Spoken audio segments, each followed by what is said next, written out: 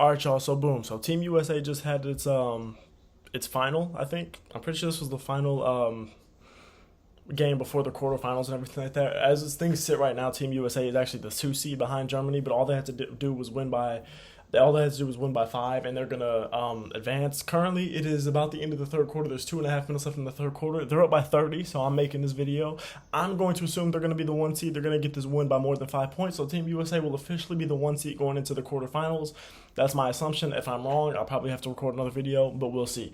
I watched pretty much this whole game up until this point. Like I said, right now the score is 83-54. Team USA is running on a fast break. Bam has actually slowed it down. Let's see what Bam's gonna do.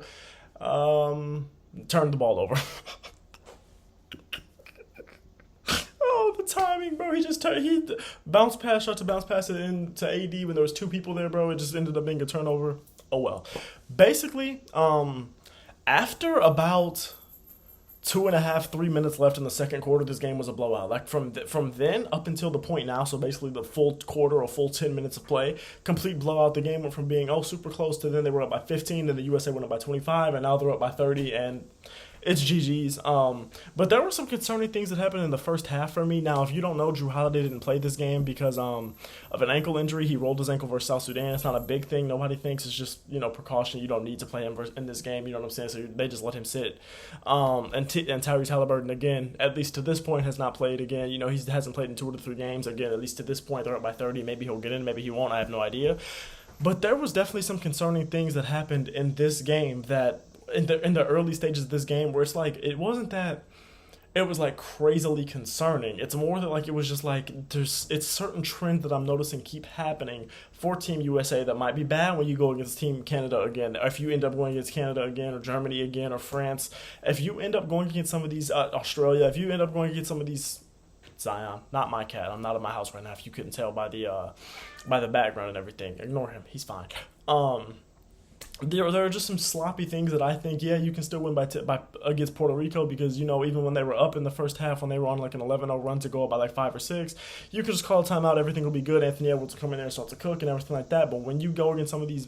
Now, Puerto Rico is not a bad team. Don't get me wrong. Led by Jose Alvarado, who has at least 18 points right now last time I checked.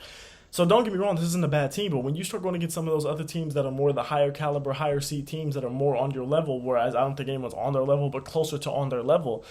You're not going to be able to start off this slow and just still end up winning the game by 30 points, at least I don't think, because it's like the rhythm is a really big thing, and rotations are a thing that I've questioned about Steve Kerr this whole Team USA cycle, and that's going to be a thing, rhythm, the rotations, and everything like that. Those are going to be problems that when you compile them on top of these smaller problems, like the turnovers that weren't terrible today, but missing wide open shots, lapses on defense, just laziness coming out of things like timeouts, coming out of break, coming out of the quarters. It's just things like that starting the game off slow where you've got guys that are just turning the ball over. You've got guys where you have the starters cooking, you know what I'm saying? They weren't cooking to start with, but then they went on a run, got the lead, and then the bench came in and immediately Puerto Rico got the lead right back until Anthony Edwards started cooking out of a timeout after Puerto Rico went on an 11-0 run. These are things that just might not be as easy to come back from when you're playing some higher competition like a Germany, like a France, like a Canada. That just is like a little bit concerning to me. It's just like I'm not saying that I'm worried about Team USA winning gold. I'm not worried about it at all. What I am saying is that there's still room for this team to improve because in the first quarter, some of the biggest things that I was noticing, sloppy turnovers. Again, the turnovers weren't as big of a problem in this game. Last time I checked, they had 10. Puerto Rico had like 12 or 13. So it's not like it was a huge problem. But again, there's a whole quarter left to play. So it could very well end up being another game where the Team USA has 15 turnovers. And as I sit here right now, it's 87-56. 31-point game. So like I said, take all this with a grain of salt. They're still winning the game by 31 points at the moment. So it's not like I said, I'm not worried about anything. It's just that these are things that I'm continuously noticing about this team. There was lapses on defense that was leading to easy threes for Puerto Rico. I think they started the game off like 4 for 4 or something like that from 3. 4 for 6, I don't know. It was something like that. Like they were 4 for something, like a really high percentage from 3. And then you fast forward to about halfway through the second quarter, and they end up being 4 for 20. They went extremely cold from 3. Team USA said, "Hey, let's relax. Let's play some damn defense. Let's stop letting these guys get wide open shots. Let's stop being lazy. Let's wake the hell up. I know it's early. Well, I don't know what time it is in France. I don't think it's early in France. I think it's like evening in France. But you understand what I'm saying. They're like for us, you know what I'm saying? They're like, hey, hey, game just started. We haven't played in a few days. You know what I'm saying? Let's wake it up a little bit and let's actually lock in. And literally the only player that was producing off the bench from early on was Anthony Edwards, and then that continued going into the second quarter. But then you had guys like Bam step in. You had guys like Derek White defensively step in. You had guys like Anthony Davis step in and help contribute to what Ant was already doing off the bench, which helped them take that lead, which helped them go up by like 10, 15. But still, Team USA, even in the second quarter and third quarter, missing too many open threes. KD was 7 for 7 from 3 coming into this game, and then he misses a wide open 3 as soon as he gets in the game. Now he gets the 2-for-1 opportunity and strokes it from the same spot, just literally off the offensive rebound. But like still, you have Steph Curry out here missing wide open threes. Kevin Durant missing wide open threes. Anthony Edwards, his first shot was a missed wide open 3. Now he ended up torching him from 3 eventually, but he missed that first one. That was a wide open 3. Joel Embiid missed a few open 3s. He hit a few too, or at least one, but he missed a few as well. We have guys that are missing these open shots. We had guys missing open mid-ranges. We had guys smoking lays and everything like that, where it's not like an easy open layup, but it's still a layup that you expect guys like Jason Tatum to finish, where they were missing it, and it was just sloppiness like that. That was like, I'm like, bro, what are we doing? Like, why? Like, it was just annoying me because it's like, y'all are better than that. That's what was annoying me about it. It wasn't annoying me because I was concerned Puerto Rico was going to win. It was annoying me because I'm like, I expect better. Y'all are better than that. Y'all can play better than that. Y'all should be playing better than that.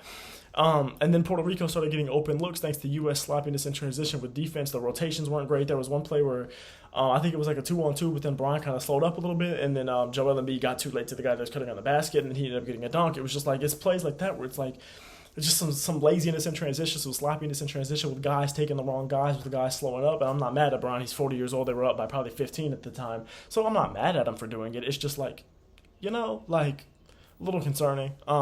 Not concerning, but it's just like a little annoying for me to watch because I know that these are literally the best players on the planet. But then Bron continued as that third quarter run continued to happen. That third quarter run happened where they go from up 10 to being up 30. A big part of that was Bron proving that he genuinely might still be the best passer on the planet. And again in the second quarter, the Team USA, I'm backing up. I was just talking about the third quarter. I'm going back to the second quarter because I just remembered something. Team USA started to pull away before half, and a lot of that was because of the transition that finally started to go the US's way. Once Team USA gets to running, fast break, consistently running, they can score whenever they want. Once they get into that fast break, or not even just fast break, but just early offense type scoring where it's not even set action in the half court, where it's just like free buckets because you got guys on mismatches and Bron's going to find them when he's playing point guard. Bron and Steph are going to get the ball to them. So it was things like that built the U.S.'s lead. It was Bron making incredible passes to guys that were just wide open on layups and fast break and everything like that. You had Steph throwing a few of those quarterback full court type passes and everything like that led to a clear path foul, and then it also led to some other plays. Like it was like back-to-back almost plays where Steph just had like a straight quarterback type pass and he got it all the way down the court, and it ended up leading to points in one way or another.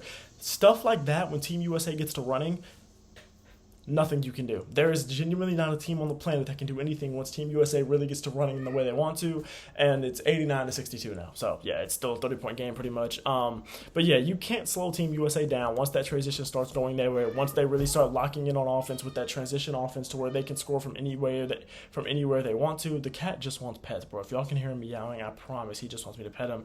I'm petting him now, and you notice how he shut up? Yeah, he shut up. I don't even like cats, bro. Keep in mind, I don't like cats. But he's cool. I like him a little bit. But there were some, like I said, some big things that take away from this game. Missing way too many open looks. Team USA should realistically be up 40, 45 points right now if they would stop missing so many open threes. You had Steph missing way too many.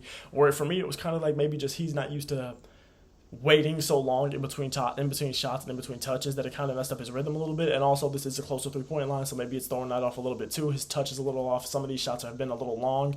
And you notice that that's because Steph is used to shooting the ball from 30 feet out. That's who he is. That's what he does.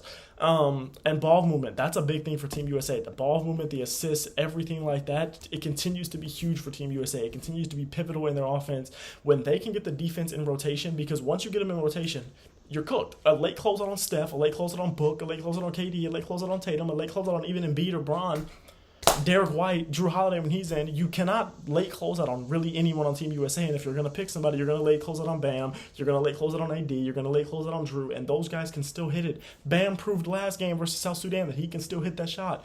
Bro, Bam's not even a three-point shooter. He's the worst three-point shooter on the team, and he hit 2 of them versus South Sudan. You can't leave anybody. Once this team gets the ball movement going, combined with the transition, you can't do anything about it. The defense is in rotation. They're going to find the mismatch. You're going to have guys like Steph and Bron, and even Tatum, Derek White. You're going to have these guys that can, even Anthony Edwards, you're going to have these guys that can find you when you have the mismatch, and it's going to be free points, whether it's a lob, whether it's just an entry pass. It doesn't matter what it is. These guys are going to get you the ball when you have a mismatch, and they're going to keep passing the ball until they find the match that they like, until they find somebody that's late on a rotation, until they find somebody that's late to close out on a three-point shooter, and you're cooked from there. There's literally nothing else you can do. So, yeah, Team USA with a dominant win. Like I said, the game's not over yet. I'm looking at an Anthony Edwards highlight right now. I don't even know. He must have just did a windmill or something, and I missed it. Damn, I'll see that on Twitter later. But yeah, 7 minutes left in the fourth, and they're up by 20-something, and KD just took a 30-foot three and missed. Okay, I was about to say, if he hit that. Oh, Tyrese Halliburton's getting play now. Yay! Everyone played but Drew Holiday, who was not out to the injury, so that's cool. But I love y'all. Thank you for watching. I don't know what the next time they play is. I low-key have no idea, actually, because I know it's quarterfinals, so we'll see. But yeah, love y'all. Appreciate you. Thanks for watching.